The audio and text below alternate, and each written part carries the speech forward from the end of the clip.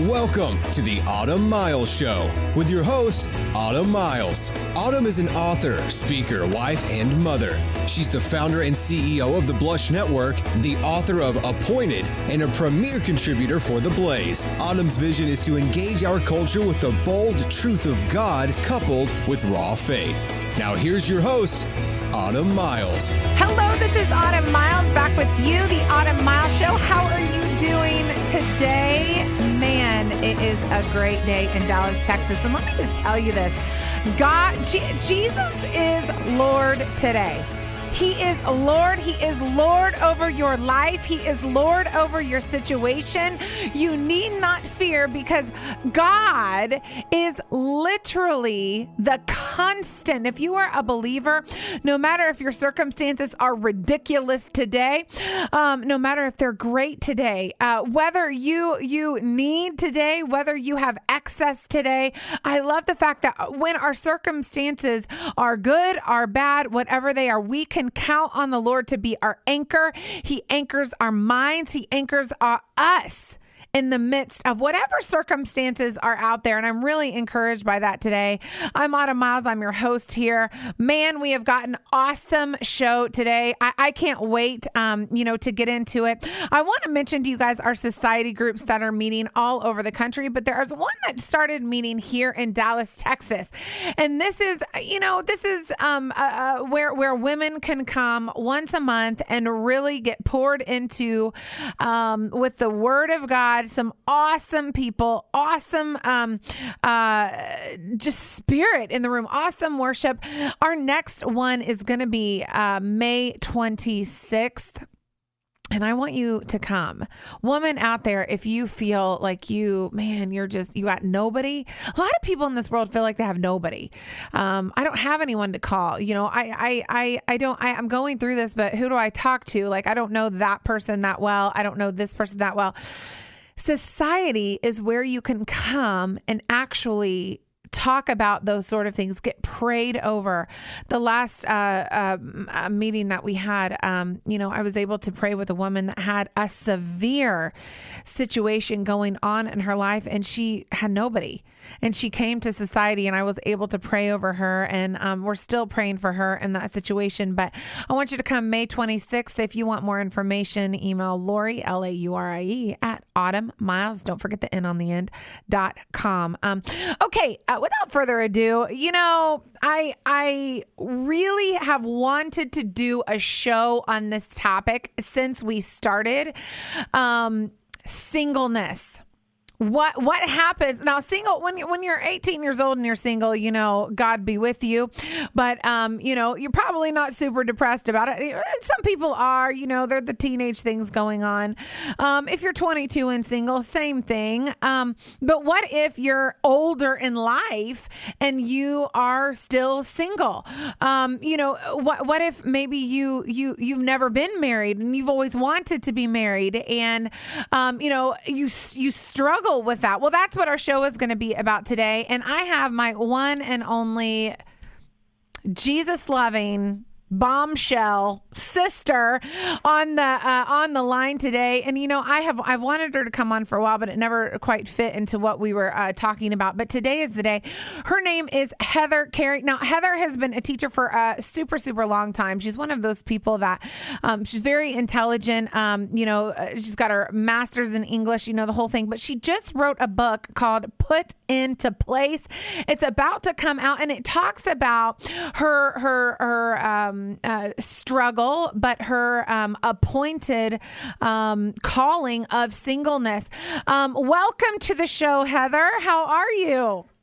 I am doing great. It's just an honor to be here. You love it when your sister says, it's an honor to be on your show. Thanks, Heather. That's really nice. Now we are sisters, and Heather, has we are 17 months apart. I'm 17 months younger than she is. And, when we were growing up, we definitely fought, right, Heather? Yes, we did. We did. And, Yes, we did. later in life, I found out that she didn't really like me that much when we were growing up. Thanks for that. Really appreciate it. But since then, Heather has become my best friend. And so it's really, really cool to see God just develop that relationship between us. So moms out there, if your kids feel like they hate each other, you never know what God has planned for them. But we're here to talk about singleness. Now, Heather, you are 37 years old, right? Yes, I am. And you are awesome, right? Well, of course. Yes. But God has called you to singleness, and this has been a real struggle in your life. So I want you to sort of take me through. I feel like a lot of people's ears are sort of perking up because maybe they're newly single, maybe they've gone through a divorce, but they're longing for whoever God would match them with. They're longing for a mate. And, you've never been married, been close to it. But take me through your thought process. I want this to encourage our listeners today that sort of find themselves exactly where you are today. So take me through growing up and your thoughts about marriage and that type of thing. Yes, and I want my story to be an encouragement as well, because I know that when people hear singleness, their mind goes to a lot of different negative places, and I want people to leave encouraged and edified and strengthened. So that is my prayer for my story as well. When I was a little girl, I always drew my wedding dress on the back of Dad's bulletins. Me and you, we went to a Baptist church. Dad was a preacher. I never listened. I would doodle on the back of the bulletins, and it was my wedding dress. Mm-hmm. I would keep you up for hours at night. Well, you'd fall asleep, but I would talk about my wedding. I would tell you all about what I had planned, what the bridesmaids were going to wear, the flowers, so much so that you fall asleep. So there has been this desire to be married in me since I was a little girl, as is the case with most little girls. But I think in me it was heightened because you never had those same sorts of inclinations. You didn't keep me up for hours at a time. It was me. So from a young age, I've had a very strong desire to be married. And let me just tell you, when for our listeners, Heather, out there, we had canopy beds that were pink, and they had those, the beautiful canopies on them, and it was like it's sort of in an L shaped in the room that we stayed in. And I remember she would go through every single detail, like what her dress would look like, who would walk down the aisle, whatever. But then I remember so strategically her talking about whether, now this is back in the day, I don't even know if they do this anymore, but do we throw rice when we come out and get into the getaway car, or do we throw bird seed? Which one do we throw? So there was a lot of thought at a very early age put into this one moment that was hopefully coming in your life. Yes, I don't even remember that, which is funny that you remember because I don't remember that. So it's just kind of all of those things that I thought of because I thought of all that when I was a kid. And I grew up and I never really dated that much. You were always the one who dated a ton because you just didn't care. You were like, whatever, these boys, when they can come, they can go. And I cared deeply. I cared deeply for every single guy that came across the path of my life. I would have crushes, and I would commit, and I would just like them and not like other people. I was not breezy. I was not easygoing. I was very intense, and I only dated if I liked a guy, things like that. And I didn't date that much because of that. I didn't date that much. I didn't date probably up until the time I was in my early 20s, and I made some bad decisions with dating. And I dated a guy when I was in my early 20s, and because of that commitment level, I just liked him. I had a crush on him. I was drawn to him. I had read a lot of fiction when I was a younger girl, and all of the stories were about, the young woman who was brave and who got rescued by this guy, and he came into her life, and that was the end of the story. But what happens when that story ends? what happens when you break up? And I dated several guys. I dated that guy when I was in my early 20s, and we broke up, and I had to recoup from that, and that was definitely the Lord's hand on my life. And I'm shortening it because I wanted to get to some other guys, but I dated a guy who I was engaged to, and I held on to that for a long time because it was the story that I had written in my head, and I was supposed to get married because you're supposed to get married at 24 and 25, right? That is God's desire for every person. So I held on to that relationship beyond the point of it being healthy. Everybody in my life who was godly, my parents, my family, his family, I think, there were just big question marks we just didn't have peace over the relationship, but I held on. And when we broke up, we were going to get married. And when we broke up, I said, okay, God, I did what you asked. Now you can bring the guy into my life. And now here I sit 12 years later, that hasn't come to pass yet. I was so arrogant when I was 25, thinking I've obeyed you, and now this is going to come into my life, and it hasn't come to pass. I dated somebody when I was in my early 30s, and again, the same script that I had written for myself as a girl played out. You don't get broken up with when you're in your 30s. By the time you're in your 30s, you are supposed to have everything together, and who you date, that is going to work out. But because I had this pre-written script in my mind, when it didn't work out, when we broke up, I was devastated. I didn't view my life through the lens of what God wanted for me, that God had this as an appointed thing for my life. I viewed it through the lens of this is what I was supposed to have gotten 10 years ago, and I didn't get it, and so now I'm more of a failure because I broke up with somebody when I was in my 30s. So that's kind of the story of my life. And so God really got a hold of my heart and taught me differently. So I feel like a lot of people out there are sort of listening to this and saying, yeah, okay, I get it. It is devastating when here you are, you're 20. And I remember that relationship that you had, that the guy was a godly guy, you were a godly girl, but it just wasn't right. And you were actually engaged to him. And I remember going and picking out the wedding dress, and we were sitting there looking at, looking at you in a wedding dress thinking, man, she's beautiful, but I think we all just kind of wanted to throw up because it just wasn't right. And you could have very easily married him. You could have very easily gone that direction and said, well, here I am, 25. I'm just going to do this because this is what looks right. But rather than that, you had the strength to say, this is not what God has for me, and I'm going to move forward. And I really feel like that's something that our listeners need to hear, that if it's not right, if you don't have peace about it, if God is not saying this is who I have for you, move on. Just because your circumstances look bleak in the moment, don't just marry them out of desperation. Move past that and say, okay, Lord, I don't understand why this doesn't work, because marriage is forever. Once you're married, it's forever. That's how God designed it. And let me just affirm you, you not marrying him when you could have, even though you were two great people, was a big move on your part. And I feel like people need to hear, don't settle. Right now. So clearly this was a huge struggle for you as you the years sort of came and went. So spiritually, Heather, what was happening to you during this time? Well, I referenced a little. I was fighting when I was in my 20s, and I broke up with this young man when I was 25. And from 25 to 30, I really do feel like and know that I was in a wilderness, like the children of Israel. Spiritually, I complained. I grumbled against what the Lord had allowed in my life. I pushed against it. I was in no way content to be single.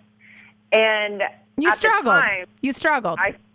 I felt like I was in a straitjacket. I was, this good Christian girl. I wasn't going to go out and have sex with all these guys. I wasn't going to do all that. I wasn't going to go crazy. But at the same time, God was not bringing this person into my life, so I felt very stifled and in a straitjacket, and it was works-based, and if I did this, and because I was not doing certain things, God wasn't bringing this man into my life, and so I lived the back half of my 20s just kind of miserable, just in this, not recognizing the platform that God had set me apart for singleness, and just thinking that there was something wrong with me, looking around, being jealous of what other people had, listening to all the cliches, oh, he's just around the corner. It's when you stop looking for him, that's when he shows up. I just had to fight against that, along with the fact that nobody wanted with me, the constant feelings of rejection that nobody wanted me, that people wanted other people, but they didn't want me. And then moving into my 30s, I decided to get really serious about my relationship with the Lord. And when I was 31, I really, really, really said, okay, I'm going to take this seriously. I mean, years of not getting something will push you either into bitterness and anger and into straight rebellion, or it's going to be like, okay, something's got to change. And clearly, it's me. It's not God, it's me. I got to do something. So I decided to get serious about the Lord. That's when I started dating this other young man who I really felt like the Lord had kind of brought him into my life, and I was like, this is going to be wonderful. All these things that I thought, like, finally, and then everything fell apart. I had horrible health problems. This young man and I parted ways. I lost all of my community and all of my friends because they were identified and wrapped up in this young man, and I was completely alone. And I was like, Lord, what in the world? I have done everything. I felt like I was on the right track. Here I am suffering physically. I'm suffering emotionally. I'm just suffering here. And the Lord taught me so many things in that moment, in those moments, because instead of turning away from him, I turned and pressed into him. And he very clearly said that he had led me there to teach me about my character, about build my character, to make my spiritual DNA so strong, to infuse me, my spiritual skeleton with strength and grace. And he taught me a lot of things about interacting with people and myself and my identity. Because when I broke up with this young man, because I did the breaking up, I broke up with him on the basis of what God said about me, not about how I felt. Because at this point I was 30, and you're not supposed to break up when you're 30. And the script that I had written for myself was dictating to me that you can't be this and that you're less than. But God said that I was worth something. God said that there was more for me. God said that my best days were yet to come. So I struck out in faith on the basis of that. And I'm continuing that journey even now, understanding that I have been set apart for this, that not many people listen to the call of singleness and obey. Yeah, I'm so glad you went back to the set apart thing, because I feel like suffering and set apart, that is two different perspectives. It couldn't be on more opposites of the spectrum. You say you suffer, and then there was this moment where God tested. Listen, is this man in your 30s that he could potentially be who I have for you? Is he more important than me? There was definitely a test that God brought you to yet again. And it sounds to me like you're saying that is when you understood that, I'm not suffering in my singleness, although it's very difficult. I am choosing to believe that God has set me apart for singleness because of whatever his purpose is for my life. Is that what you're saying? Yes. That God's purposes for my singleness were good. Not that I was less than, not that I missed something in my 20s or that God had overlooked me. It was that there was a greater purpose for my singleness than even me. So that is when I remember talking to Mom, and when the Lord had kind of revealed to my heart that, hey, you're not single because I rejected you. You're not single because I forgot about you. You're not single because you're less than. You're single because I set you apart for this.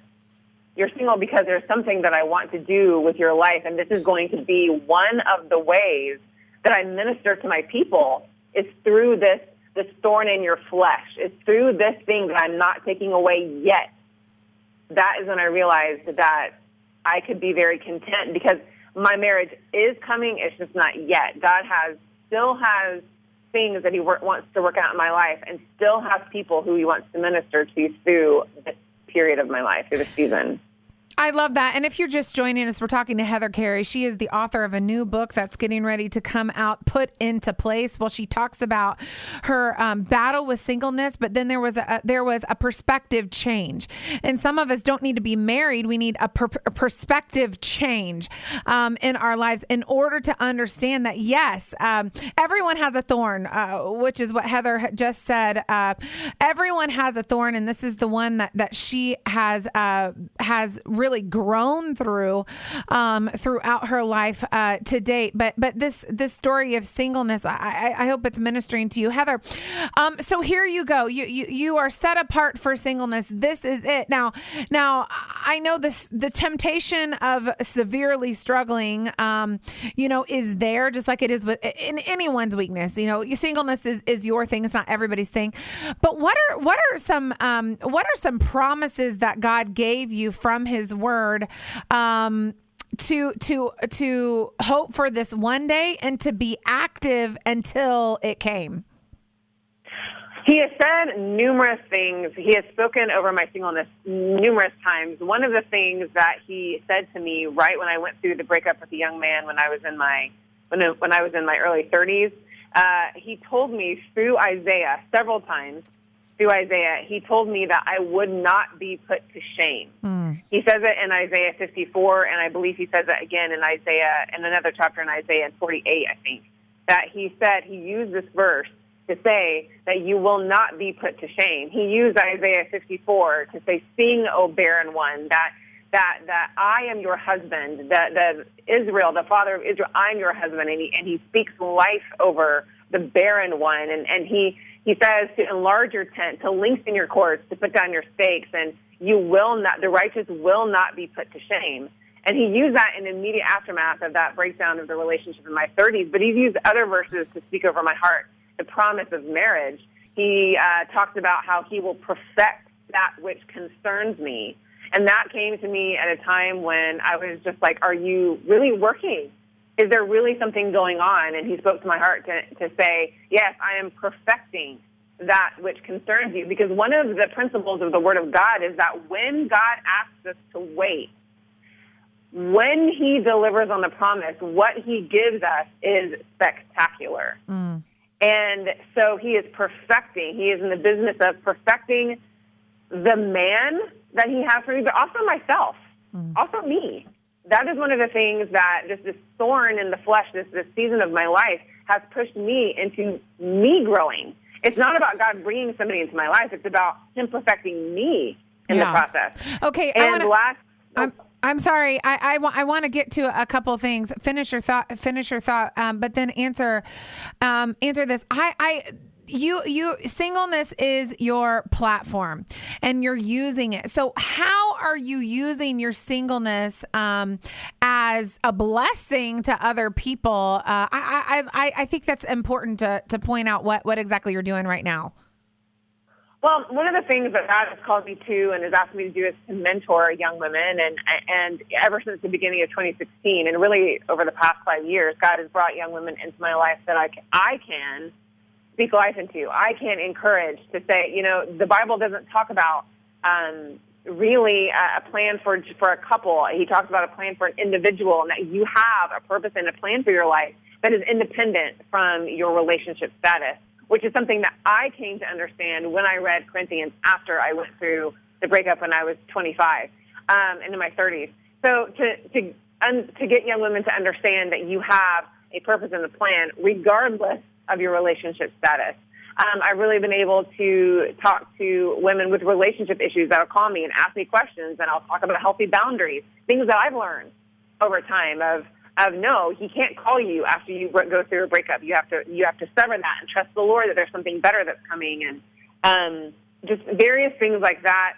Principles of my life from singleness that are really for anyone. Yeah, that I leaned into the thorn. I didn't pull away from it because, like what you said, everybody has one. So I'm able to talk about that. What are some practical things? We're running out of time here, but give me two dynamite practical things that someone who is 37, 47, 57 can put into place today that would help them sort of get through this season if they believe that God is calling them to be married one day. They have to understand that what God says he will bring to pass.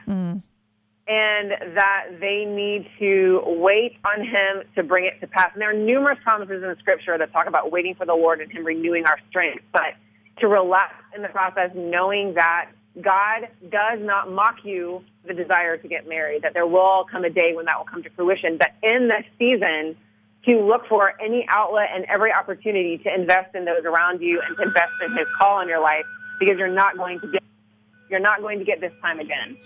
Yeah, and Heather has actually done that. She's a living example of that. It's so awesome to see her. I mean, she's got people, young women living in her home to mentor them. She is at her church all the time, pouring out. She's on the board at the Blush Network, and she literally donates her time, the time that she doesn't have yet, to give back to other people. I want you to reach out to her if you are single out there. She's got this book coming out, Put into Place. You can reach her at heather@theblushnetwork.com. heather@theblushnetwork.com is where you can reach her. She's going to want to encourage you. She is completely dynamite. She lives by the principles that she just spoke on. Heather, I know you encouraged a lot of people today. Thank you for lending your time to us and being on the show and encouraging our audience.